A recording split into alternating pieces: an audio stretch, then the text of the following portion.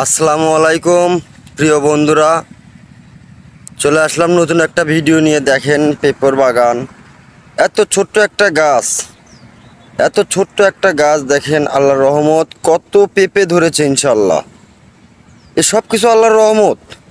কিন্তু আসলে আমরা কি করি দেখেন, আমরা আল্লাহর নিয়ামত ভক্ষণ করার পরে আমরা মানুষে মানুষে হানাহানি করি, একে অন্যের সাথে ঝগড়া ফাসাদ করি, লোভ লালসা করি। আসলে আমাদেরকে এই লোভ লালসা, হিংসা, রাগ, অহংকার, মিথ্যা এগুলো থেকে বিরত থাকতে হবে। এগুলো থেকে যদি বিরত থাকি আমরা, আল্লাহর রাসূল খুব খুশি হবেন, আমাদেরকে শাফায়াত করবেন ইনশাল্লাহ। যদি আমরা আল্লাহর নিয়ামত ভক্ষণ করার পরেও আল্লাহর রাসূলের কথাগুলো মেনে না চলি, তাহলে আমাদেরকে নিকৃষ্ট থেকে নিকৃষ্টতমে নিক্ষেপ করা হবে।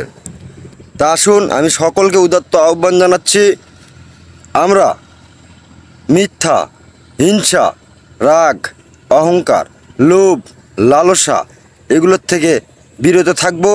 আমরা বিরত থাকব আমাদের নফসের কামনা বাসনা থেকে।